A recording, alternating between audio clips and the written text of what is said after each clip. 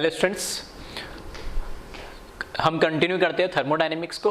और last lecture में हमने आइसोथर्मल प्रोसेस, ठीक है, उससे पहले हमने आइसोकोरिक और आइसोबेरिक, है ना, फर्स्ट लॉ के साथ हमने देखा उसमें सारी क्वांटिटीज़ को कैसे कैलकुलेट करना है, delta U, delta H, Q and W. फिर हमने लास्ट लेक्चर में देखा है आइसोथर्मल, उससे रिलेटेड ग्राफ, ठीक है, और सारी बात हमने कर ली थी। वर्क डन मैक्सिमम कब होगा, मिनिमम कब होगा, रिवर्सिबल, इरिवर्सिबल। इसी तरीके से लास्ट हमारा रह गया चार प्रोसेस जो हमने पढ़ने होते हैं एडियाबैटिक, ठीक है। तो एडियाबैटिक में हम बात करने वाले हैं चारों क्वांटिटी की। तो स्टार्ट करते हैं हम। तो यहाँ लिखा है एडियाबैटिक प्रोसेस, फोर्थ प्रोसेस है ये, ठीक है।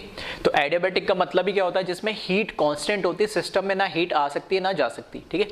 दैट इज Q, या मैं बोल सकता हूं dQ इज इक्वल टू 0। मतलब हीट एक्सचेंज, हीट जीरो नहीं होती है, फिर से बोल रहा हूँ, सिस्टम और सराउंडिंग में हीट एक्सचेंज जीरो होती है, ठीक है। इसका मतलब नहीं सिस्टम में heat zero, heat exchange zero है, एडियाबैटिक प्रोसेस है। तो अगर मैं आइडियल गैस इक्वेशन की बात करूं, IgE की बात करूं, तो PV is equals to nRT, ठीक है। PV इक्वल्स टू nRT में से अगर मैं बात करूं तो यहाँ पे सिर्फ क्लोज सिस्टम होगा, और यहाँ पर ये क्या है, गैस कांस्टेंट है R, तो ये तो हमेशा रहेगा, यूनिवर्सल गैस कांस्टेंट है। और N कांस्टेंट इसलिए क्योंकि हम हमेशा क्लोज सिस्टम की बात करने वाले।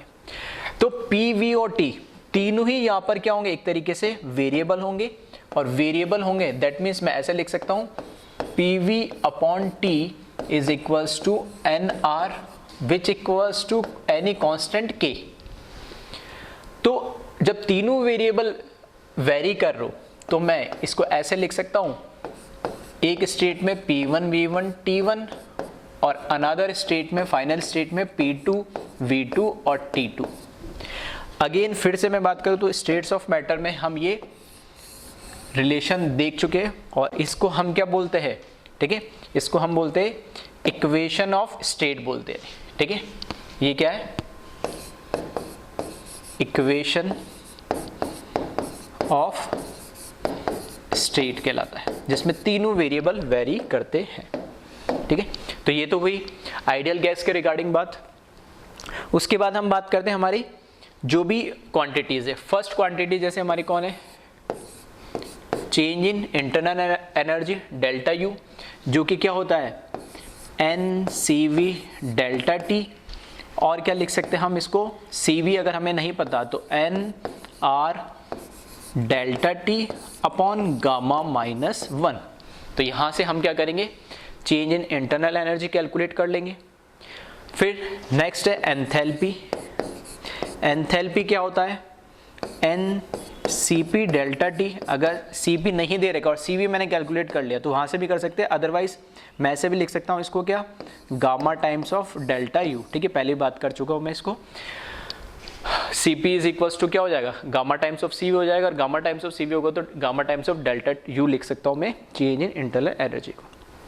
इसके बाद हीट तो इसमें क्या होती है, जीरो होती है, तो मैं फ्लॉट के according, first law of thermodynamics क्या कहता है, delta U is equals to क्या, Q प्लस W। तो इस क्योंकि प्रोसेस कैसा एडियाबैटिक है तो Q तो यहाँ पर क्या हो जाएगा, जीरो हो जाएगा, तो डेल्टा U, ठीक है, डेल्टा U इस मस्ट बी इक्वल्स टू क्या हो जाएगा, W हो जाएगा। वापस से वही बात है कि एक ही क्वांटिटी हमें तो कैलकुलेट करनी है, एक ही क्या, यहाँ पर जो डेल्टा U होगा वही W हो जाएगा, और जो डेल्टा U होगा उसका गामा टाइप्स डेल्टा H हो जाएगा, और Q तो इस केस में क्या, जीरो। तो चारों क्वांटिटीज हमारे यहाँ पे इस तरीके से कैलकुलेट हो जाएगी। तो वर्क डन का अगर मैं यहाँ पे फॉर्मूला लिखूँ, ठीक है, मतलब क्या आएगा, यही आएगा, NR डेल्टा T को मैं क्या लिख सकता हूँ, फाइनल माइनस इनिशियल, मतलब T2 माइनस T1 लिख दिया मैंने, अपॉन गामा माइनस 1, ठीक है। ये वर्क डन का मैंने फॉर्मूला लिख दिया, जो यहाँ लिखा वही ऐसे। अब इस केस में हो क्या रहा है, फिर से वही बात आएगी कि इस प्रोसेस को भी हम दो तरीके से करा सकते हैं, एक रिवर्सिबली और एक इरिवर्सिबली। तो हमें बस ये ध्यान रखना है कि प्रोसेस रिवर्सिबल है या इरिवर्सिबल है। अब होता क्या है कि एक ही वैल्यू, अल्टीमेटली यही मुझे कैलकुलेट करना, वही वर्क डन हो गया, वही चेंज इन इंटरनल एनर्जी की, और उसका गामा टाइम से क्या हो गया, चेंज इन एंथैल्पी हो गई। बट प्रॉब्लम क्या है, क्या ये वर्क डन का फॉर्मूला जैसे वहां हमने डेराइव करा था आइसोथर्मल रिवर्सिबल के लिए अलग करा था और इरिवर्सिबल के लिए अलग करा था, नहीं, यहाँ पे वर्क डन का फॉर्मूला एक ही है। लेकिन लेकिन प्रॉब्लम क्या है कि वहां जैसे दो अलग अलग वर्क डन हमें कैलकुलेट करने पड़े थे, तो यहाँ पे वर्क डन का फॉर्मूला तो एक ही है, लेकिन प्रॉब्लम ये कि जो final temperature that means T2 जो है वो रिवर्सिबल प्रोसेस के लिए अलग होगा एडियाबैटिक में, और इरिवर्सिबल प्रोसेस के लिए अलग होगा एडियाबैटिक में। मतलब एडियाबैटिक रिवर्सिबल प्रोसेस जिसको मैं ARP बोलूंगा शॉर्ट में, और एडियाबैटिक इरिवर्सिबल प्रोसेस जिसको मैं AIP बोलूंगा शॉर्ट में, दोनों का फाइनल टेम्परेचर अलग अलग होगा। क्यों अलग अलग होगा, ठीक है, उसकी मैं अभी बात करता हूं। एक बार पहले आप वीडियो को पॉज करें और इसको कॉपी कर लें।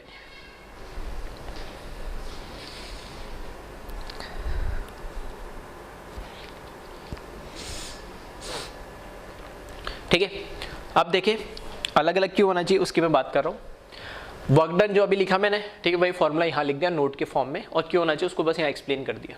NR T2 - T1 gamma mine, ये लिखा it is applicable for both adiabatic reversible process that is ARP and adiabatic irreversible process that is AIP। जैसे वहां मैंने बोला था आइसोथर्मल रिवर्सिबल प्रोसेस तो IRP और IIP यूज करा था, वैसे यहाँ पे बस आइसोथर्मल की एडियाबैटिक आया तो ARP और AIP आ गया। तो ये जो फॉर्मूला है ना दोनों के लिए एप्लीकेबल होगा, रिवर्सिबल के लिए भी इरिवर्सिबल। लेकिन ट्विस्ट इसमें ये है कि but final temperature that is T2, ये जो फाइनल टेम्परेचर है that is T2 is different for both ARP and AIP। Reversible और इरिवर्सिबल के लिए फाइनल टेम्परेचर क्या होगा, अलग अलग होगा। अब ऐसा क्यों, ठीक है, अगर मैं कहता हूं दोनों का फाइनल टेम्परेचर अगर सेम हो जाता है तो बाकी सारी वैल्यू सेम है। इनिशियल प्रोसेस मैंने एक जगह से स्टार्ट करा, ठीक है, और एक बार रिवर्सिबली कराया, मतलब इनिशियल टेम्परेचर भी सेम लिया, मैं नंबर ऑफ मोल्स भी सेम लिए, ठीक है, गैस भी सेम ली, मतलब गामा सेम हो गया, N और R तो कांस्टेंट है, M भी सेम हो गया, और इनिशियल टेम्परेचर भी सेम हो गया।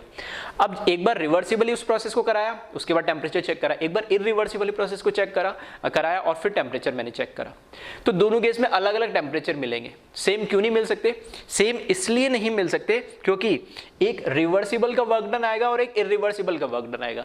तो हमने रिवर्सिबल और इरिवर्सिबल में इन जनरल तो बात कर ही ली है कि रिवर्सिबल और इरिवर्सिबल का वर्क डन कभी भी सेम नहीं आ सकता। आ रही बात समझ में। अब एक केस होता है एक्सपांशन और एक होता है कंप्रेशन। तो हम बोलते हैं एक्सपांशन मतलब work done by the system. तो work done by the system जो है वो मैक्सिमम कब आता है, जब रिवर्सिबल हो। लास्ट हमने जो लेक्चर देखा आइसोथर्मल में, उसमें ग्राफिकली मैंने उसको इस चीज को आपको समझाया था। हाँ, वो आइसोथर्मल में हो या एडियाबैटिक में हो, लेकिन रिवर्सिबल है तो रिवर्सिबल ही होगा, इरिवर्सिबल है तो इरिवर्सिबल ही होगा। दैट मीन्स रिवर्सिबल वर्क कभी भी इरिवर्सिबल वर्क के बराबर नहीं हो सकता है। और अगर दोनों के लिए मैं सेम फॉर्मूला यूज कर रहा हूं और सारी क्वांटिटीज अगर मैं सेम लिख दूंगा तो वर्क डन दोनों का सेम हो जाएगा, तो वो चीज तो गलत हो जाएगी। आ रही मेरी बात समझ में। इसलिए यहां पर बस कैच इतना है कि जो सब आइसोथर्मल में रिवर्सिबल और इरिवर्सिबल का वर्क डन तो अलग अलग था, तो कोई दिक्कत ही नहीं थी। लेकिन एडियाबैटिक में वर्क डन का फॉर्मूला तो सेम है दोनों के लिए, रिवर्सिबल के लिए भी और इरिवर्सिबल के लिए। लेकिन यहां पे जो फाइनल टेम्परेचर है वो रिवर्सिबल के लिए अलग होगा और इरिवर्सिबल के लिए अलग होगा। बात इतनी सी, ठीक है। तो वही लिखा है, hence we have to calculate final temperature for both ARP and AIP separately. ठीक है, अगर वो रिवर्सिबल बोल रहा है तो मुझे फाइनल टेम्परेचर उसके लिए अलग से देखना पड़ेगा, और इरिवर्सिबल बोल रहा है तो फाइनल टेम्परेचर अलग से देखना पड़ेगा। अब देखो एग्जाम में क्वेश्चन कैसा आएगा, अगर वो पूछता है वर्क डन बताओ, ठीक है, मेंशन करेगा रिवर्सिबली या इरिवर्सिबली। नहीं लिखा हुआ है तो मैंने एक बताया था, कुछ टर्म्स लिखे हुए होते हैं जहां रिवर्सिबल इरिवर्सिबल है। सडनली, ठीक है, या सडनली हो सकता है, या विद डिस्टर्बेंस हो सकता है, ठीक है, या फिर मैं बोल रहा हूँ वेरी स्लोली हो सकता है, या वेरी स्लो, या विदाउट डिस्टर्बेंस। तो ये हम चीजों क्या किस चीज की हिंट मिलती है कि यहाँ से प्रोसेस रिवर्सिबल या इरिवर्सिबल है। और सबसे डायरेक्ट वे में तो लिख ही देगा रिवर्सिबल प्रोसेस है या इरिवर्सिबल है।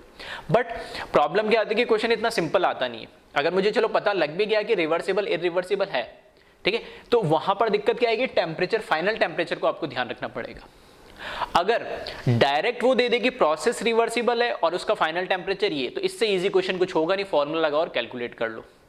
या इरिवर्सिबल प्रोसेस है, उसका फाइनल टेम्परेचर ये, फॉर्मूला कैलकुलेट, ये सबसे सिंपलेस्ट टाइप का है। तो जेईई मेंस या नीट में इतना सिंपल हम एक्सपेक्ट नहीं करते, ठीक है।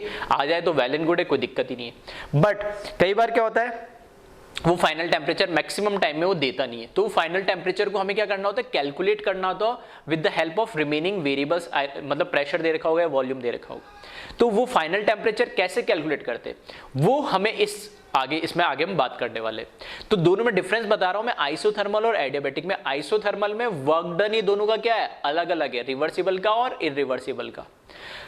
आइसोथर्मल में ना, आइसोथर्मल में रिवर्सिबल का वर्क डन का फॉर्मूला अलग है और इरिवर्सिबल का वर्क डन का फॉर्मूला अलग है। बट एडियाबैटिक में फॉर्मूला तो एक ही है, वर्क डन का फॉर्मूला तो एक ही है, बट इसमें जो फाइनल टेम्परेचर है वो दोनों के अलग अलग होंगे। वो हमें कैसे कैलकुलेट करना, तो उसका एक छोटा सा डेरिवेशन है, मैं बता रहा हूं। ठीक है, डेरिवेशन समझने के लिए, ठीक है, एग्जाम में आपसे कोई पूछेगा नहीं, स्कूल एग्जाम में नहीं पूछेगा, लेकिन हाँ आपको समझ में आना चाहिए। तो मैं एक बार डेरिवेशन बता रहा हूँ, आपको रिलेशंस फिर भी डायरेक्ट याद होने चाहिए। ठीक है, तो एक बार वीडियो पॉज करके इसको कॉपी कर ले और फिर हम बात करते हैं इसमें।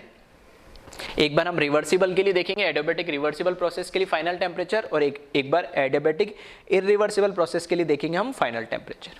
ठीक है, तो इसको कॉपी करें एक बार जल्दी से। अब आ जाए इसमें, यहां लिखा मैंने calculation of final temperature for ARP, adiabatic reversible process के लिए हम यहां पर क्या देखने वाले, फाइनल टेम्परेचर देखने वाले नहीं। ठीक है, तो मैं स्टार्ट कर रहा हूं फ्लॉट से, फर्स्ट लॉ ऑफ थर्मोडायनेमिक्स से, उसके अकॉर्डिंग। ठीक है, फर्स्ट लॉ ऑफ थर्मोडायनेमिक्स के अकॉर्डिंग क्या है, स्मॉल चेंज के लिए लिख लेता हूं, du is equals to dq plus dw। सही है। अब क्योंकि ये एडियाबैटिक प्रोसेस है तो dq मतलब चेंज इन हीट तो क्या हो जाएगा, जीरो हो जाएगा। तो du must be equals to dw, और यहां पर जो dq है इसकी वैल्यू क्या हो जाएगी, जीरो हो जाएगी, क्योंकि एडियाबैटिक प्रोसेस है। अब du क्या होता है, ये होता है n नंबर ऑफ मोल्स, तो कांस्टेंट ही रहेंगे सिस्टम के लिए, n cv लिख लें हम इसको, या फिर मैं डायरेक्ट ही लिख देता हूं जो इसका फाइनल फॉर्म है, n r डेल्टा की जगह dt लिख रहा हूं मैं। ठीक है, एन आर डेल्टा टी लिखते हैं ना अपॉन गामा माइनस 1, और यहां पे वर्क डन क्या होता है, negative of P external into dv। Clear है। यहां से ये u की वैल्यू कहां से लिखी हमने, u की वैल्यू हमने लिखी यहां से, N R delta T upon gamma minus 1 लिखते हैं, तो यहाँ डेल्टा की जगह मैंने स्मॉल चेंज लिया तो dt लिख दिया, बाकी सब चीजें सेम ही है। ठीक है, और जनरल फॉर्मूला जो है, ठीक है, वर्क डन का, वो हमें पता ही है, पी एक्सटर्नल इंटू dv है। इंटीग्रल का साइन इसलिए लगाया क्योंकि अब मैं लगाना चाह रहा हूँ दोनों में। अब इंटीग्रेट कर दे हम बोथ साइड, तो इंटीग्रेट कर दे इसको, तो यहाँ पे मैं लिख रहा हूँ N R D T upon gamma minus 1, ठीक है, upon gamma minus 1 is equals to negative as it is integral P external into dv। Clear है। यहां से इंटीग्रेशन जो हम कर रहे हैं dt के रेस्पेक्ट में कर रहे हैं तो t1 से t2, और यहां वॉल्यूम के रेस्पेक्ट में कर रहे हैं तो v1 से v2 हो जाएगा। ठीक है, v1 से v2। क्लियर है। इतना सिंपल से बेसिक से मैथमेटिक्स से इसमें कोई दिक्कत होनी नहीं चाहिए। अब क्योंकि यहाँ पे जो P एक्सटर्नल है वो किसके लिए, रिवर्सिबल प्रोसेस के लिए, तो रिवर्सिबल प्रोसेस के लिए हम ऑलरेडी बात कर चुके हैं कि जो P एक्सटर्नल होता है वो कंटिन्यूअस क्या होता है, वेरिएबल होता है, तो इंटीग्रेशन के साइन के बाहर नहीं लिख सकते। बट P एक्सटर्नल हमने ये भी बात करी है ऑलमोस्ट किसके इक्वल होता है, P इंटरनल के, और P इंटरनल के अकॉर्डिंग में देखूँ तो आइडियल गैस इक्वेशन के अकॉर्डिंग में देखूँ तो PV इक्वल्स टू nRT, तो यहाँ पे nRT अपॉन क्या आ जाएगा, V आ जाएगा। आ रही बात समझ में। तो लास्ट लेक्चर में हमने यूज करा था, जब भी ध्यान रखना रिवर्सिबल हो तो P एक्सटर्नल को डायरेक्ट बाहर नहीं निकाल सकते, वो वेरिएबल है। ठीक है, तो ये इसी को मैं आगे कंटिन्यू कर रहा हूं। तो यहां देखें इस केस में एन आर, ठीक है, अपॉन गामा माइनस 1, ये तो सब कांस्टेंट वैल्यूज है, इनको मैंने बाहर लिख लिया। यहां पर आ गया dt t1 to t2 integrate करना है इज इक्वल्स टू नेगेटिव, इस P एक्सटर्नल की जगह क्या लिखूंगा मैं, nRT V, तो वहां से देखना nR, ठीक है, चलो मैं लिख देता हूं इसको एक बार, ये V1 ये V2 nRT upon V into dV।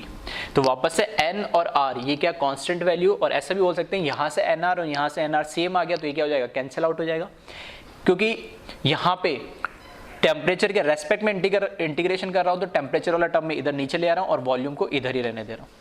ठीक है, तो नेक्स्ट स्टेप में यहाँ पे nr से nr कैंसिल कर दिया मैंने, डायरेक्ट मैं उसको हटा दे रहा हूँ, तो 1/(γ-1) इंटीग्रेशन ऑफ टेम्परेचर इधर नीचे आएगा तो ये हो जाएगा dt/T T1 to T2 is equals to negative आ जाएगा, फिर यहाँ पर नेगेटिव ही बचेगा और कुछ नहीं, और इधर हो जाएगा dV/V V1 से V2। ठीक है, इस V को इधर ही रहने दिया, nr से nr कैंसिल हो गया, T को उधर नीचे ले आया, तो ये फाइनली हमको इसको इंटीग्रेट करना है, एक जगह T को इंटीग्रेट करना है और एक बार V को इंटीग्रेट करना है। ठीक है, इसको जब हम इंटीग्रेट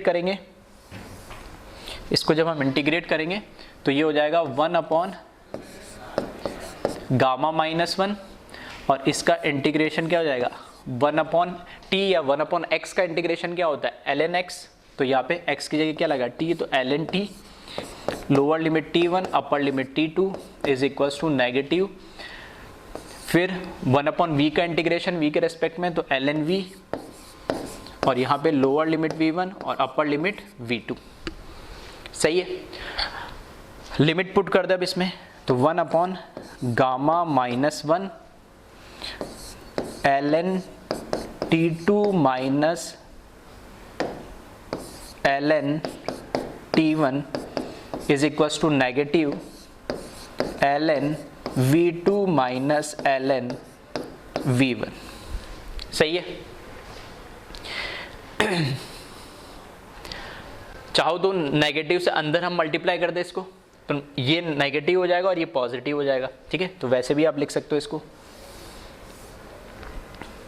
तो यहाँ पर ln t2 माइनस ln जो t1 है इसको हम क्या लिख सकते हैं, ln t2/T1 लिख सकते हैं, तो 1/(γ-1) ln t2/T1 log m minus log n की प्रॉपर्टी यूज करी तो log m/x लिख सकते हैं, इज इक्वल्स टू, यहाँ नेगेटिव है अंदर से मल्टीप्लाई कर दे रहा हूँ मैं, तो ये डिनोमिनेटर ये नेगेटिव हो जाएगा और ये पॉजिटिव हो जाएगा, तो इसको मैं क्या लिख सकता हूँ ln v1/v2 उल्टा हो जाएगा। ये आ रही बात समझ में? ठीक है, तो एक स्टेप मैंने ये माइनस से मल्टीप्लाई भी कर दिया और लॉग की प्रॉपर्टी भी इसके लिए मैंने क्या करा, यूज कर लिया है। अब 1/ जो γ-1 इसको मैं यहाँ पे क्रॉस मल्टीप्लाई कर दे रहा हूँ, तो यहाँ पर ये बन जाएगा ln t2/T1 is equals to γ-1 ln v1/v2। फिर से मैं लॉग की प्रॉपर्टी यूज कर रहा हूँ, क्या लॉग ये जो भी x है, ठीक है, या मैं ऐसे बोलता हूँ m इंटू लॉग n, तो जो सामने है वो उसकी क्या बन जाएगी, पावर बन जाएगी। ठीक है, ये प्रॉपर्टी हम यूज कर रहे हैं, तो यहां पर मैं लिख रहा हूं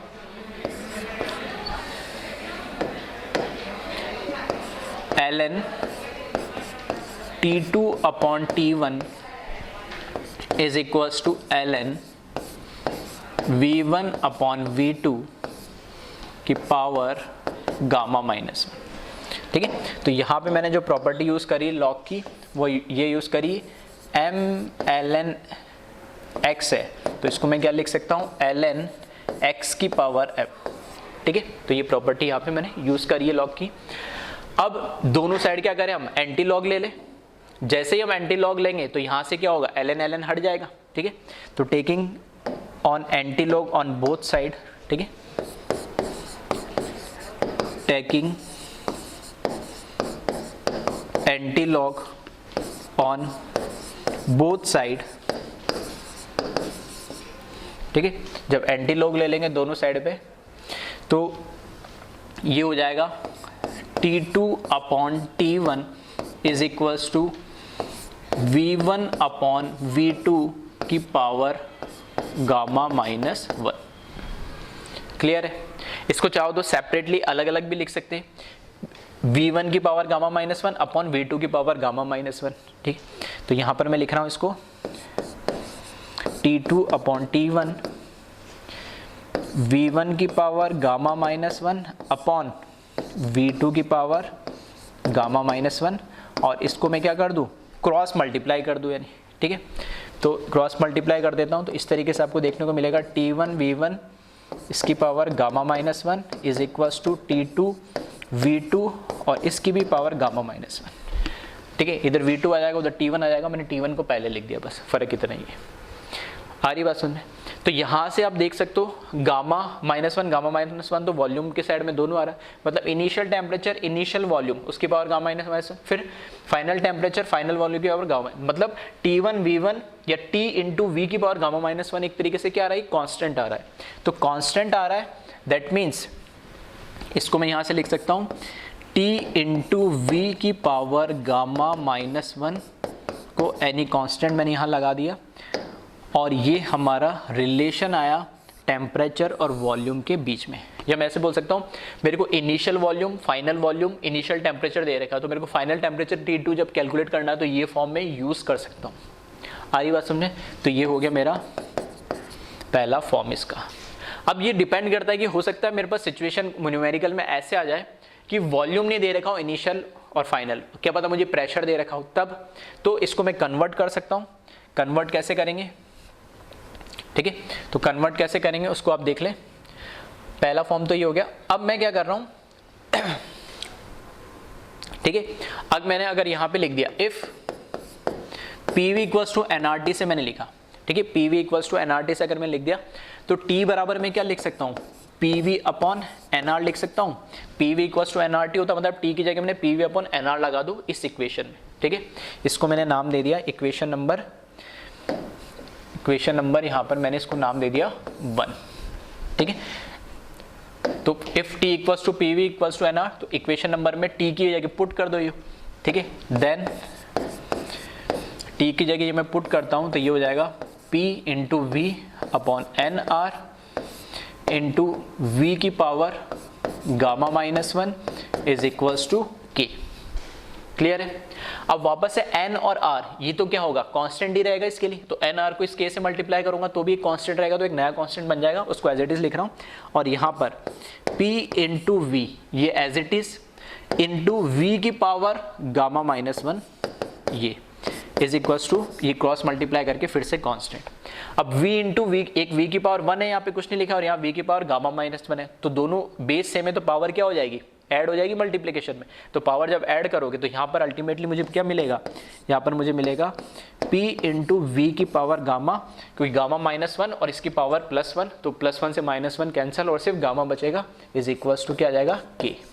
तो अगेन ये मुझे दूसरा फॉर्म मिला है अगर मुझे ज़रूरत होगी, ठीक है। वैसे इसकी ज़रूरत नहीं, इसको हाँ ग्राफ में एक्सप्लेन करने के लिए मैं बोल सकता हूँ कि ग्राफिकल पॉइंट ऑफ व्यू से मैं कह सकता हूँ कि ग्राफ कैसे बने थे एडियाबैटिक के, जो मैंने स्टार्टिंग में आपको बताए थे, जिसमें क्या तीनों ग्राफ मैंने बोला था कर्वेचर नेचर के बनते हैं, तो वहाँ से ये ग्राफ भी मैं आपको एक्सप्लेन कर दूंगा, ठीक है।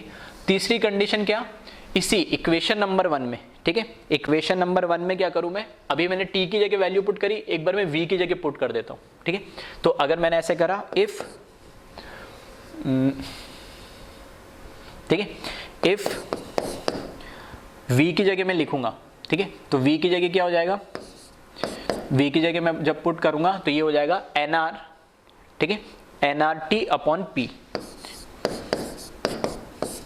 आइडियल गैस इक्वेशन यूज करा, PV इक्वल्स टू nRT, तो nRT अपॉन p आ जाएगा।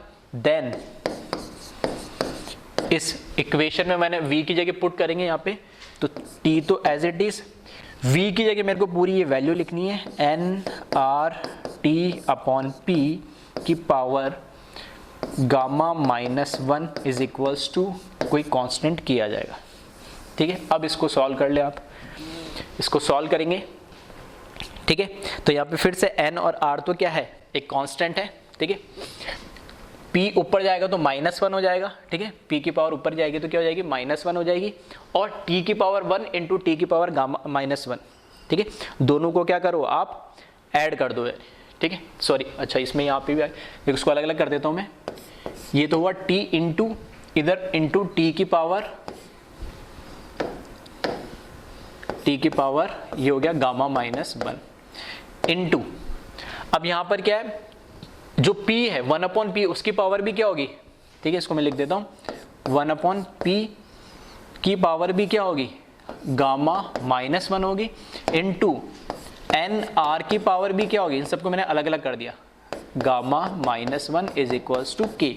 तो ये एन और आर तो कांस्टेंट है, ठीक है, तो कांस्टेंट की पावर कुछ भी हो और कांस्टेंट की पावर इधर लेके वो फिर भी कांस्टेंट रहना है, तो डिवाइड करोगे तो k divided by N R की पावर गामा -1 फिर से एक कांस्टेंट रहेगा, जो वेरिएबल है वो लिखे मैंने। तो इधर हम देखेंगे तो t की पावर 1 और t की पावर गामा -1 दोनों करोगे तो वापस t की पावर क्या जाएगी, गामा आ जाएगी, +1 -1 कैंसिल हो जाएगा, और p जो नीचे डिनोमिनेटर में ऊपर ले जाऊंगा तो p की खुद की पावर क्या हो जाएगी, -1 हो जाएगी, -1 से मल्टीप्लाई करोगे तो इंटू p की पावर क्या हो जाएगी, 1 माइनस गामा हो जाएगा यहाँ पे इज इक्वल्स टू के। ठीक है, ये रिलेशन मिलेगा मुझे। तो अगर किसी फॉर्मूले में, अगर किसी न्यूमेरिकल के अंदर मुझे क्या हो गया कि फाइनल टेम्परेचर कैलकुलेट करना है और मुझे वॉल्यूम की जगह क्या दे रखा है, प्रेशर दे रखा है, तो ये फॉर्म में यूज कर सकता हूँ। ठीक है, ठीक है, 1, 2 और 3 फॉर्म है। तो अगर मुझे वॉल्यूम दे रखा है तो मैं ये यूज करूंगा, ठीक है, अगर मुझे प्रेशर दे रखा है और फाइनल टेम्परेचर कैलकुलेट करना तो ये यूज करूंगा। हाँ, इसकी ऐसा कोई जरूरत नहीं। हाँ, ये फॉर्म किसके अंदर काम आएगा हमारा, ये फॉर्म हमारा काम आएगा ग्राफ को समझने के लिए। ठीक है, ये टोटल ये रिलेशन मैंने बता दिया किस तरीके से एडियाबैटिक रिवर्सिबल के लिए सिर्फ ये। ठीक है, न्यूमेरिकल थोड़ा सा आपको दिखने में बड़ा लग रहा होगा, ठीक है, लेकिन जैसे एक बार वापस देखोगे वीडियो को या फिर से एक बार ध्यान दोगे तो आराम से सारी चीजें समझ में आएगी। ठीक है, फिर भी मैं इसको, है ना, आप इसको कॉपी कर लो तो एक बार इसके लिए मैं, ठीक है, फिर से थोड़ा जूम करके और ऊपर से पूरा स्लाइड कर देता हूँ।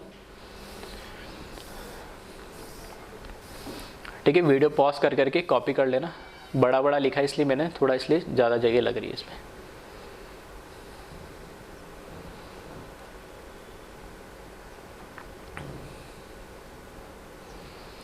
ठीक है, तो लिखा हुआ है calculation of final temperature for ARP। ठीक है, तो वीडियो को पॉज करें और कॉपी कर ले इतने स्टेप, फिर मैं इसको ऊपर स्लाइड कर देता हूँ, क्योंकि एक साथ पूरा जूम आउट करूंगा तो वो बहुत छोटा हो जाएगा, हो सकता है आपको दिखे नहीं। ठीक है, तो वीडियो पॉज करके इसको कॉपी कर लेना। ठीक है, फिर इसके आगे की स्टेप के लिए फिर यहां से आप कॉपी कर ले इसको।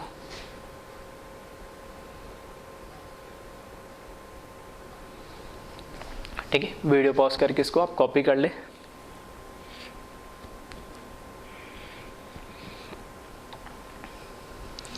फिर फर्दर आगे के स्टेप के लिए जहाँ से एंटीलॉग लिया है,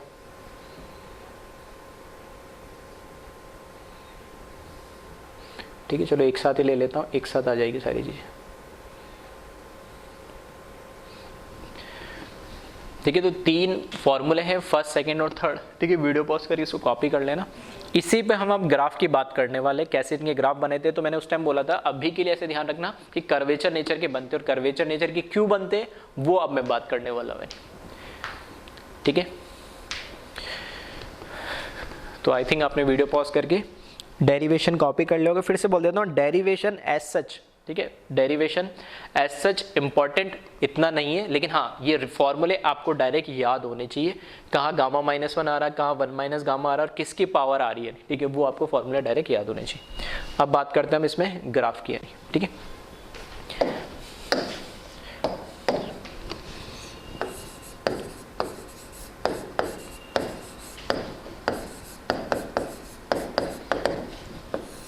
ठीक है, तो जो तीनों इक्वेशन हमने ले रखी है, तीनों इक्वेशन की हम बात करेंगे 1 बाय 1। तो फर्स्ट पीवी ग्राफ हम इसमें ड्रॉ करते हैं। ठीक है, तो पीवी ग्राफ में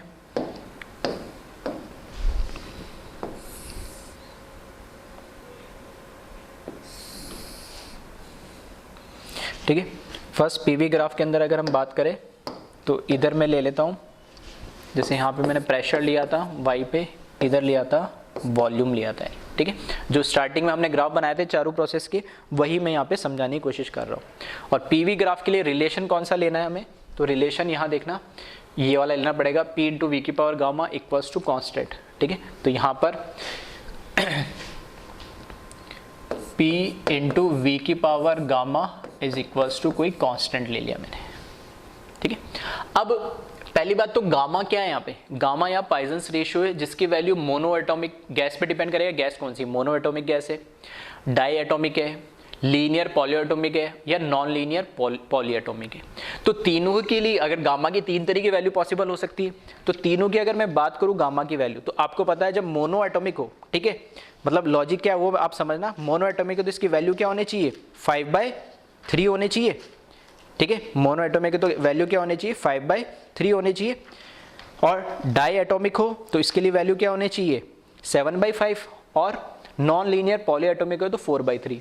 तो कंक्लूजन ये है कि मोनो हो, डाई हो या कोई सा भी हो, ठीक है, मतलब 5/3 हो, 7/5 हो या 4/3, हर एक वैल्यू में गामा की वैल्यू 1 से बड़ी आ रही है। 5/3 में भी 1 से बड़ी है, 7/5 में 1 से बड़ी है, 4/3 में भी 1 से बड़ी, तो 1 से तो बड़ी आ ही रही है वैल्यू। क्लियर है। अब 1 से जब बड़ी आ रही तो ये तो मुझे पता लग गया कि ये वैल्यू कैसे है, पॉजिटिव है। अब मेरे को प्रेशर और वॉल्यूम के बीच में, ये तो कांस्टेंट है, इनके बीच में जब रिलेशन निकालना है तो मैं ऐसे लिख सकता हूँ v की पावर गामा।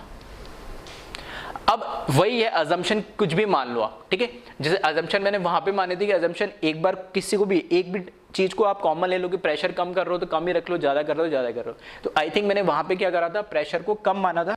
तो यहां पर मैं, ठीक है, सेम चीज कर रहा हूं कि प्रेशर को मैंने क्या करा, कम करा है।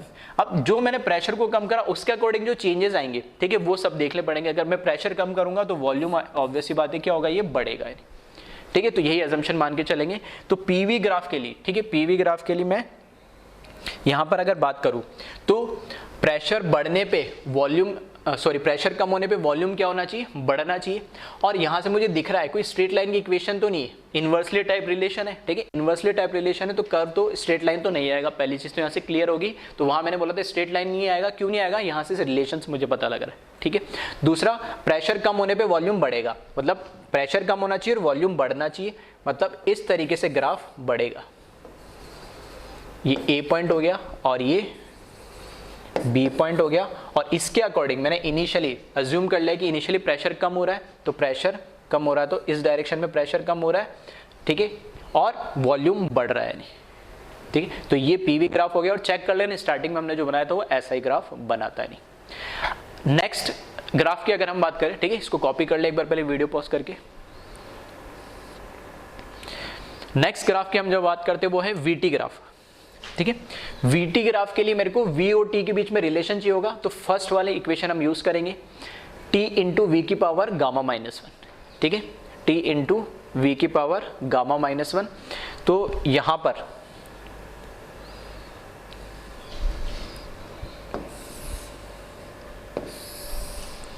ठीक है, तो ये तो हो गया यहां पर, ठीक है, वीटी ग्राफ के लिए। तो यहां पे ऊपर ले लेते हैं अपन वॉल्यूम, यहां पर ले लिया मैंने वॉल्यूम और यहां ले लिया मैंने टेम्परेचर, ठीक है। अब वीटी ग्राफ के लिए जो इक्वेशन हमें यूज करनी वो कौन सी होगी, टी इंटू वी की power gamma -1, T into V की power gamma -1 is equals to constant K. Clear है। यहां से फिर से हम देखें, क्योंकि पिछले इस केस में हमने क्या करा, प्रेशर को कम करा तो वॉल्यूम बढ़ रहा है, दैट मीन्स वॉल्यूम यहां पे भी क्या रखना पड़ेगा, मैं बढ़ा के रखना पड़ेगा। तो यहां पर मैं ऐसे कर लेता हूं इसको, v की पावर गामा -1 अपॉन 1/t लिख लेता हूं। और वॉल्यूम मैंने क्या बोला है कि वॉल्यूम तो हमेशा क्या होना चाहिए, हमेशा मतलब इस केस में जो मैंने अजम्पशन लिया तो वॉल्यूम बढ़ना चाहिए, उसके अकॉर्डिंग टेम्परेचर क्या होगा, कम होगा। यानी अब वॉल्यूम बढ़ने का मतलब क्या है, गामा -1 मतलब 1 से तो कोई बड़ी वैल्यू होगी, मतलब पॉजिटिव ही मिलेगी, ठीक है। तो वॉल्यूम बढ़ेगा तो ये ऊपर जाना चाहिए कर्व, और टेम्परेचर कम होगा तो कर्व नीचे आना चाहिए। आ रही मेरी बात समझ में। और यहां से फिर से मुझे पता लग रहा है कि स्ट्रेट लाइन तो नहीं बनेगी, ठीक है, इनवर्सली प्रोपोर्शनल है तो कैसे बनेगी, कर्वेचर लाइन बनेगी। क्लियर है। तो यहां से ठीक है, वॉल्यूम तो क्या होना चाहिए, बढ़ना चाहिए, और टेम्परेचर क्या होना चाहिए, कम होना चाहिए। तो इस तरीके से ग्राफ मिलेगा जिसमें वॉल्यूम स्ट्रेट लाइन नहीं है, कर्वेचर है, वॉल्यूम बढ़ना चाहिए तो वॉल्यूम, ठीक है, नीचे से ऊपर बढ़ना चाहिए तो बढ़ रहा है, और टेम्परेचर कम होना चाहिए तो राइट टू लेफ्ट जा रहे, तो ये टेम्परेचर कम हो रहा है, तो ये हमारा वीटी ग्राफ हो जाएगा। ठीक है, किसके लिए, एडियाबैटिक के लिए, रिवर्सिबल प्रोसेस के लिए। और लास्ट, ठीक है, तो वीडियो पॉज करके इसको भी कॉपी कर ले जल्दी से। और लास्ट हमारा जो कर्व है, ठीक है, पीवी के अगेंस्ट हो गया, वीटी के अगेंस्ट हो गया, और तीसरा जो कर्व है वो कौन सा, पीटी के अगेंस्ट होगा, प्रेशर और टेम्परेचर के अगेंस्ट होगा। प्रेशर और टेम्परेचर के लिए हम ये वाला रिलेशन यूज करेंगे, टी की पावर गामा इंटू पी की power 1 minus gamma equals to K. ठीक है, तो यहां पर देखिए इसमें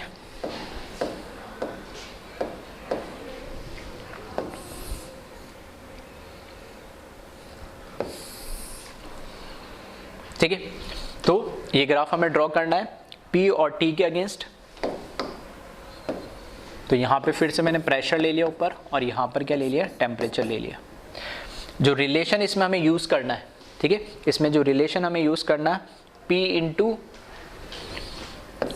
इंटू 1 की पावर P की power 1 minus gamma into T की power gamma is equals to K। आ रही बात समझ में? ये रिलेशन यूज करना है। तो जिस ग्राफ के अगेंस्ट बनाना है तो 3 इक्वेशन जो हमने बनाई है वही इक्वेशन हमें क्या करना है, यूज करना है।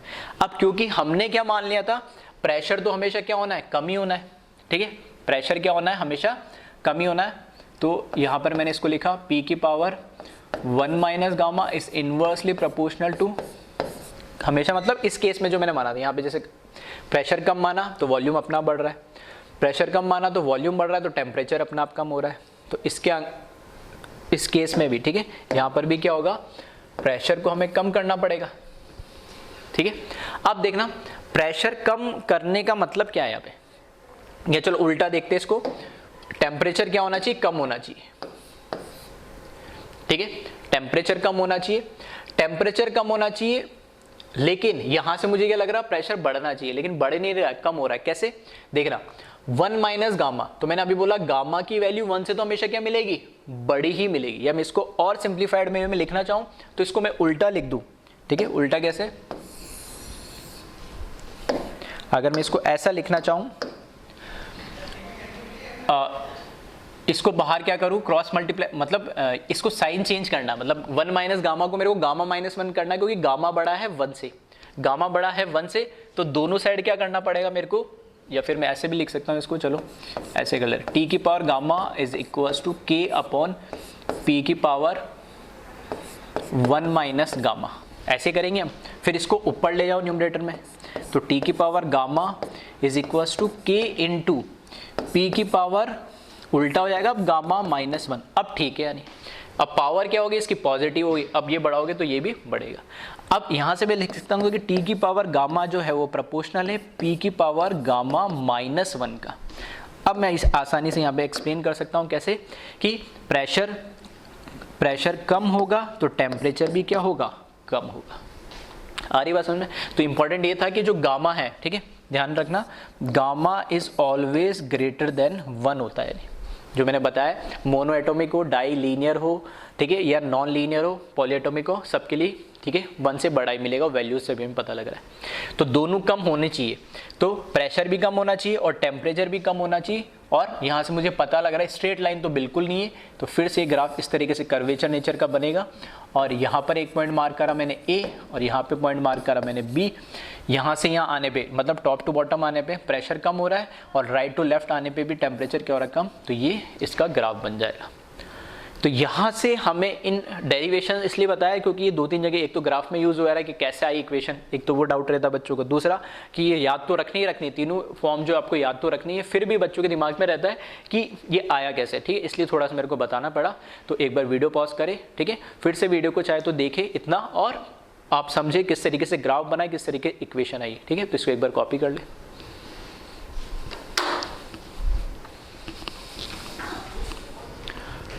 अब देखते हैं हम एडियाबैटिक इरिवर्सिबल प्रोसेस AIP के अंदर फाइनल टेम्परेचर कैसे कैलकुलेट करना है। ठीक है, तो यहां लिखा है calculation of final temperature for AIP, adiabatic irreversible process.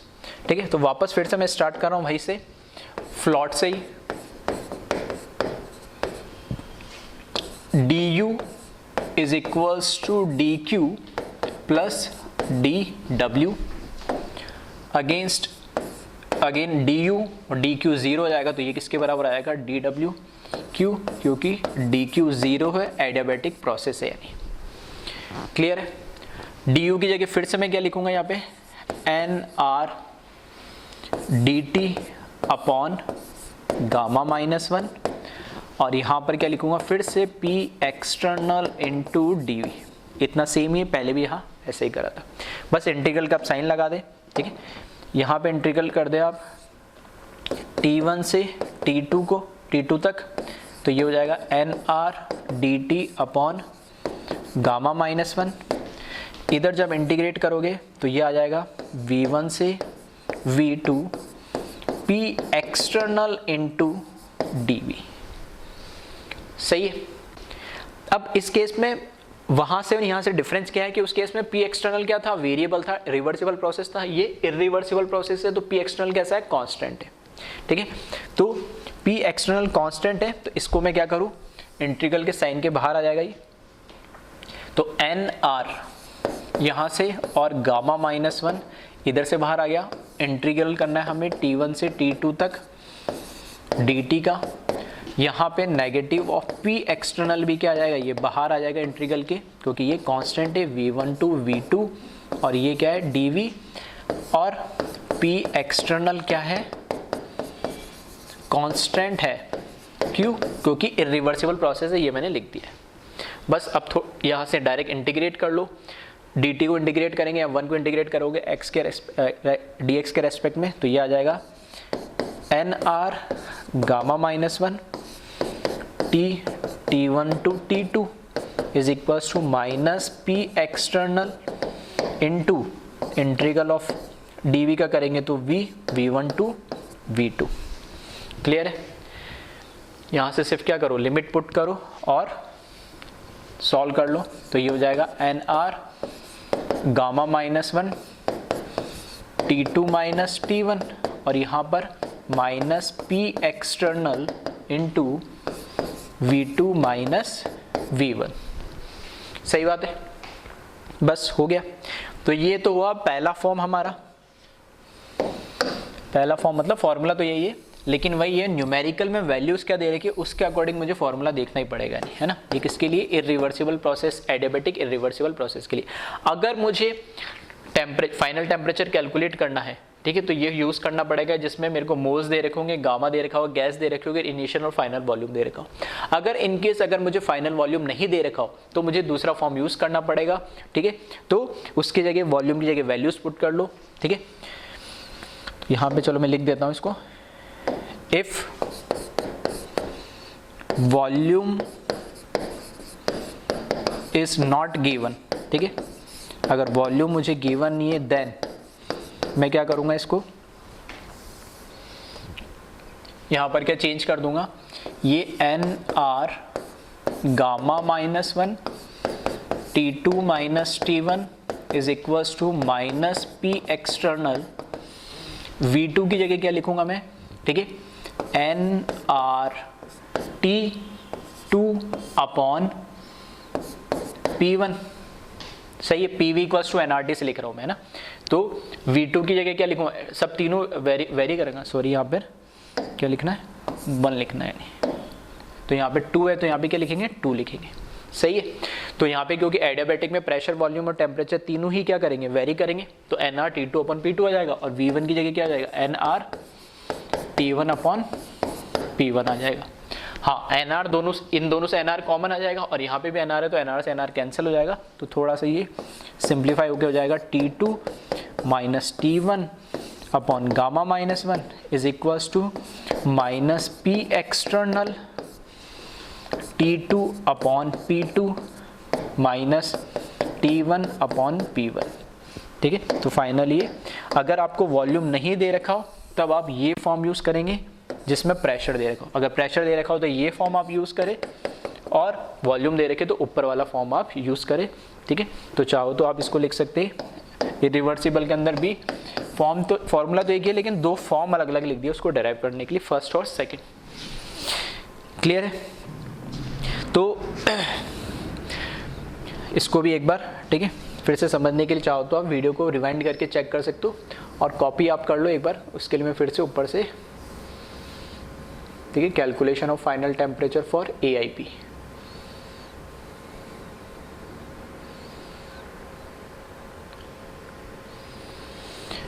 ठीक है, तो इसको वीडियो पॉज करके कॉपी कर लें यहाँ तक।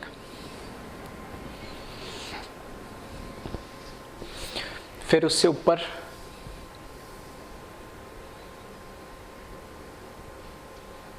ठीक है, ये रिमेनिंग पार्ट आ जाएगा आपका,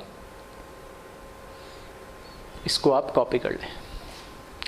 ठीक है, तो दोनों हमने बात कर ली है, रिवर्सिबल प्रोसेस के लिए भी, इरिवर्सिबल प्रोसेस के लिए, और दोनों में अल्टीमेटली जो फॉर्मूले आ रहे हैं ना, ये क्या फाइनल टेम्परेचर कैलकुलेट करने के लिए आ रहा है, और डिपेंड करेगा क्या मुझे वैल्यूज और वेरिएबल्स जो मुझे गिवन दे रखे उसके अकॉर्डिंग ही मेरी क्या चलेगी, कैलकुलेशन चलेगी, उसके अकॉर्डिंग मुझे फॉर्म यूज करना पड़ेगा। ठीक है, तो ये दो सारी बातें हो गई है। ठीक है, अब मैं बात करने वाला हूँ इस पे एक न्यूमेरिकल की। ठीक है, तो थोड़ा आपको एक आइडिया लग जाए किस तरीके से इसको सॉल्व करना है। तो इसको आई थिंक आपने वीडियो पॉज करके कॉपी कर लिया होगा। इस पे दे रखा है question, 1 mole of ideal non linear triatomic gas. समझ लो, देखो कोई गैस का नाम नहीं दिया, पूरा बस एक्सप्लेन कर दिया उसने। आइडियल है, नॉन लीनियर है और ट्राई एटॉमिक है। मतलब ट्राई का मतलब दो से ज्यादा क्या होगा, पॉली, तो non linear Paulo atomic. Ultimately बता क्या रहा है, गामा क्या यूज करना है आपको। ठीक है, तो डायरेक्ट वैल्यू फिक्स होगी 4/3।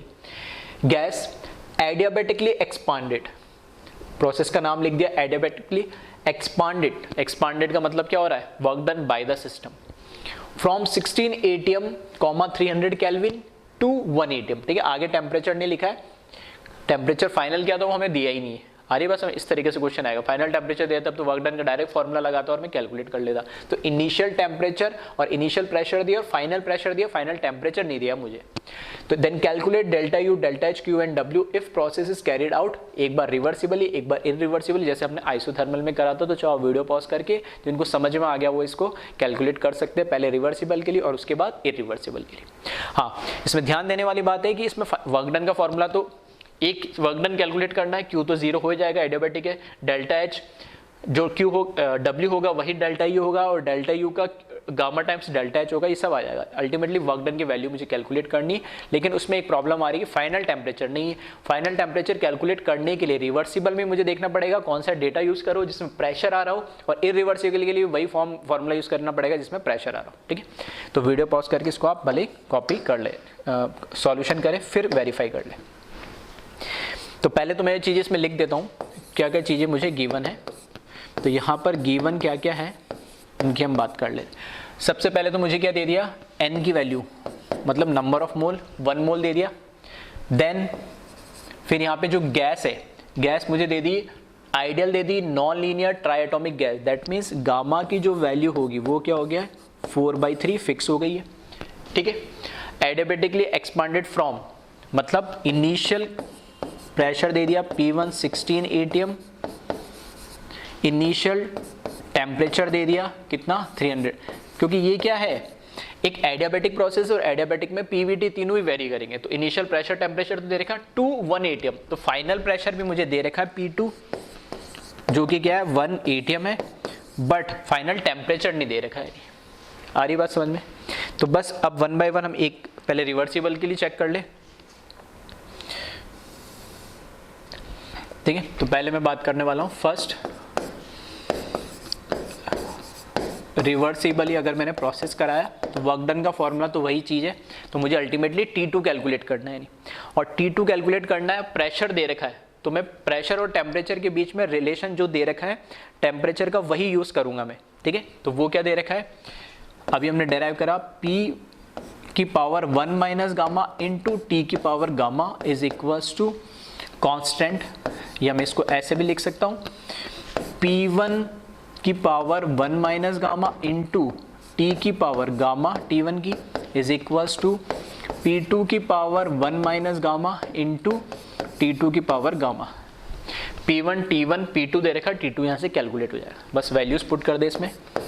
तो यहाँ से P1 की जगह क्या रखूँगा 16, गामा की वैल्यू मुझे पता है कितनी 4/3, तो 1 माइनस 4/3 इंटू T1 की वैल्यू मुझे कितनी दे रखी 300, 300 की power gamma that means 4/3 is equals to P2 की वैल्यू मुझे दे रखी 1 की पावर 1 माइनस 4/3 इंटू T2 जो मुझे एक्चुअल में कैलकुलेट करना है, और उसकी पावर दे रखी है 4/3। आ रही बात सुनिए, इस तरीके से आपको ये फॉर्म यूज़ करना है, वैल्यूज़ इस तरीके से आपको पहचाननी और पुट करनी। बस इसको आप सॉल्व कर ले, इसको सॉल्व करेंगे 1 माइनस 4/3 पावर को सॉल्व करेंगे तो क्या आ जाएगा, पावर आ जाएगी इसकी -1/3, है ना। तो यहाँ मैं लिख रहा हूँ 16 की पावर -1/3, यहाँ 300 की पावर 4/3 है, फिर से यहाँ 1 की पावर -1/3, 1 की तो खैर पावर कुछ भी हो कोई फ़र्क उससे पड़ता नहीं है। अब कैसे सॉल्व करेंगे, इधर भी 1/3, इधर भी डिनोमिनेटर में 3 3 3, तो मैं सबका क्या कर लूँ, 3 से पावर को 3 से मल्टीप्लाई कर दूँ, या मैं क्या कर दूँ इसका क्यूब कर दूँ दोनों side, taking cube on both side, ठीक है। चाहो तो लिखना चाहो तो ऐसा लिख सकते हो। और ऐसा जब करोगे आप, ठीक है, ऐसा जब करोगे तो यहाँ पर क्या रह जाएगा 16 की पावर -1 इंटू 300 की पावर 4 इज इक्वल्स टू, ये तो 1 हो जाएगा तो कोई दिक्कत ही नहीं, और T2 की पावर कितनी हो जाएगी 4 हो जाएगी। अब इसको आप आसानी से कैलकुलेट कर सकते हैं। कैलकुलेट कैसे करेंगे, T2 की पावर 4 मैंने LHS में लिया जो मुझे कैलकुलेट करना है, ठीक है। और इधर ये हो जाएगा 300 की पावर 4, तो 4 बार मल्टीप्लाई कर ले, डिवाइड बाय 16 कर लेने, जो भी आंसर आएगा उसका, ठीक है, 4th रूट लेके कैलकुलेट करना है। तो कैलकुलेशन ऐसे है कि जिसमें आप आसानी से क्या कर सको, कैलकुलेट कर सको। तो इसको जब कैलकुलेट करके एक बार चेक कर लेना, क्रॉस वेरीफाई, ठीक है। तो इतना टाइम मैं वीडियो में नहीं दे सकता ना, तो इसको आप खुद से वीडियो पॉज करके कैलकुलेट कर लेना, और जब कैलकुलेट करोगे तो ये आएगा 150, और क्योंकि यूनिट किस में दे रखी है, केल्विन में, तो ये मेरे पास क्या आ गया, फाइनल टेम्परेचर आ गया। इस तरीके से आप इसको कैलकुलेट कर सकते हैं।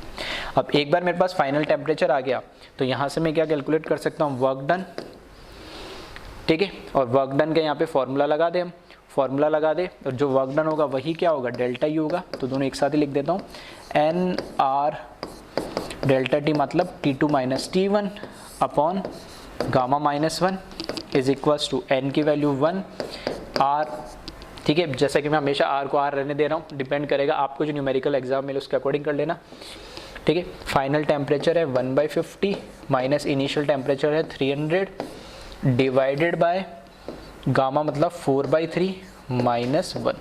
तो इसको आप क्या करें, कैलकुलेट कर ले, और जो आंसर आए उसमें लिख लीजिएगा, ठीक है। तो इसको जब आप कैलकुलेट करेंगे तो इसकी वैल्यू, ठीक है, इसकी वैल्यू मैं चलो डायरेक्ट लिख देता हूँ, माइनस नेगेटिव आएगा क्योंकि छोटे में से माइनस बड़ा कर रहे हैं, तो यह आएगा -450R। तो W पता लग गया, तो यहाँ से मैं क्या बोल सकता हूँ, डेल्टा H क्या होगा, gamma times of delta U होगा। तो गामा दे रखा है 4/3 इंटू -450R, तो यहाँ से क्या हो जाएगा, डेल्टा H भी पता मुझे लग जाएगा, और ये कितना आएगी वैल्यू 600, मतलब नेगेटिव में ही आ जाएगी 600R। Q इस केस में क्या हो जाएगा, 0 हो गई, दोनों ही केस में Q क्या होना है, रिवर्सिबल, इरिवर्सिबल में 0 होना है, क्योंकि कैसा है, एडियाबेटिक प्रोसेस है। तो वीडियो पॉज करके एक बार इसको कॉपी कर ले,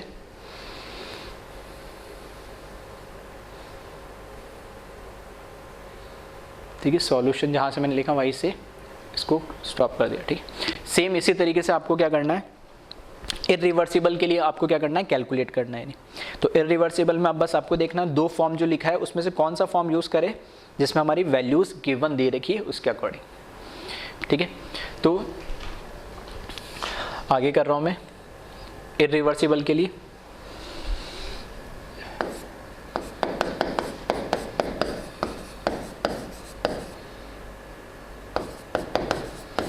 ठीक है। इरिवर्सिबल है तो वापस से मुझे क्या कैलकुलेट करना है, फाइनल टेम्परेचर। तो एक तो था वॉल्यूम वाला, ठीक है, एक तो था वॉल्यूम वाला फॉर्म, वो यूज़ करना है, या फिर, ठीक है, एक तो ये फॉर्म है और एक ये फॉर्म है। क्योंकि मुझे वॉल्यूम गिवन नहीं दे रखा तो ये फॉर्म में यूज़ नहीं करूँगा। हाँ, मुझे क्या दे रखा है, इनिशियल प्रेशर, फाइनल प्रेशर और इनिशियल टेम्परेचर दे रखा है, तो यहाँ से मैं कैलकुलेट कर सकता हूँ। तो कौन सा, ये वाला फॉर्म यूज़ करना है। आ रही बात समझ में, ठीक है। तो यहाँ पे जब मेरे को फाइनल टेम्परेचर कैलकुलेट करना है तो फॉर्मूला कौन सा यूज़ करेंगे, T2 - T1 upon gamma -1 is equals to negative of P external into T2 upon P2 minus T1 upon P1, ठीक है। यहाँ वैल्यूज पुट करें, और P एक्सटर्नल क्योंकि हमें इसमें दे नहीं रखा है, तो मैंने लास्ट लेक्चर में बताया था अगर कभी P एक्सटर्नल नहीं दे रखा हो तो जो फाइनल टेम्परेचर है उसी को हम क्या मान लेंगे, P एक्सटर्नल मान लेंगे, ठीक है। तो वैल्यूज यहाँ पुट कर ले इसकी, फाइनल टेम्परेचर कैलकुलेट करना है मेरे को इरिवर्सिबल के लिए। इनिशियल कितना दे रखा है 300, गामा फिक्स हो गया 4/3 होगा, जो मैं गैस दे रखी non linear polyatomic. P external क्या दे रखा है 1 होगा जो फाइनल होगा। T2 मुझे कैलकुलेट करना है, P2 1 दे रखा है, माइनस T1 300 दे रखा है, और P1 कितना दे रखा है 16। और यहाँ मैं लिख देता हूँ जो P एक्सटर्नल है वो इक्वल होगा किसके, फाइनल टेम्परेचर के, और वो कितना दे रखा है 1 atm के। ठीक है, तो कहाँ से वैल्यू आई है वो मैंने लिख दिया यहाँ पे। क्लियर है? तो ठीक है, इसको कैलकुलेट कर लेना कितना आता है T2। एक अननोन हो गया, इसको बस आपको क्या करना है कैलकुलेट। ठीक है, तो इक्वेशन सी बन जाएगी एक लीनियर इक्वेशन सी, और इसको जब कैलकुलेट करोगे तो जो T2 की वैल्यू आएगी वो 230 केल्विन आएगी। और यहाँ से चेक कर सकते हो, पिछले केस में रिवर्सिबल में 150 आ रही है और इस केस में कितनी आ रही है ये 230। मतलब फाइनल टेम्परेचर रिवर्सिबल और इरिवर्सिबल के लिए क्या आना है, हमेशा अलग अलग ही आना है। तो बस ये वैल्यू जैसे ही आपके पास आ गई है, ठीक है, अब क्या कर सकते हो आप, वर्क डन कैलकुलेट कर सकते हो। तो डेल्टा यू बोलूँ या वर्क डन बोलूँ, ठीक है, NR T2 minus T1 upon gamma -1 use करना है। तो यहाँ पे 1 इंटू R को एज इट इज़ रहने दिया। T2 इस केस में 230 आ रहा है, माइनस यहाँ पर क्या हो रहा है, इनिशियल 300 था, डिवाइडेड बाय 4/3 माइनस 1। ठीक है, तो इसको अगेन कैलकुलेट कर ले, फिर से नेगेटिव आएगा वर्क डन, क्योंकि एक्सपांशन हो रहा है। ठीक है, अपना पा रहा साइन, हमें कुछ करने की ज़रूरत नहीं पड़ रही है। और ये कितना आएगा -210 आ जाएगा, 10R ये आ गया। तो यहाँ से हम डेल्टा एच भी कैलकुलेट कर सकते हैं, gamma times of delta U. तो 4/3 इंटू -210R, इसको कैलकुलेट कर ले तो नेगेटिव में इसका आंसर आएगा, और जो डेल्टा एच होगा उसमें कितना हो जाएगा -280R होगा, और जो Q होगा वो तो 0 हो गई। ठीक है, तो वीडियो पॉज करके इसको कॉपी आप कर लीजिएगा। तो एक ही क्वेश्चन में मैंने बहुत सारी चीज़ें मतलब एक साथ ले लिए। ठीक है, अलग अलग में छोटे छोटे क्वेश्चन नहीं करवाए मैंने। तो आपसे एडियाबैटिक में हो सकता है एक ही चीज़ पूछे, वो डेल्टा यू पूछे, डेल्टा एच पूछे, या कई बार मैक्सिमम टाइम में तो फाइनल टेम्परेचर ही पूछ लेता है नहीं। ठीक है, कई बार हो सकता है वो फाइनल वॉल्यूम पूछ ले या इनिशियल वॉल्यूम पूछ ले, तो उसके अकॉर्डिंग आपको फॉर्म, जो 3 फॉर्म दे रखे रिवर्सिबल के, वो यूज़ करने पड़ेंगे। और दूसरा है कि वर्क डन तो पूछेगा, वर्क डन क्या अगर आ गया तो बाकी सारी चीज़ें तो आप अपना आप आ ही जाएगी। ठीक है, तो एक बार इस वीडियो को फिर से आप ध्यान से देखें। ठीक है, फिर से बताता हूँ, आइसोथर्मल में वर्क डन अलग अलग होता है तो अलग अलग फॉर्मूला यूज़ करते हैं। एडियाबैटिक में वर्क डन एक ही होता है, फाइनल टेम्परेचर अलग अलग होता है तो उसके अलग अलग हम फॉर्म यूज़ करते हैं। ठीक है, तो इसको वीडियो पॉज करें और कॉपी कर लें।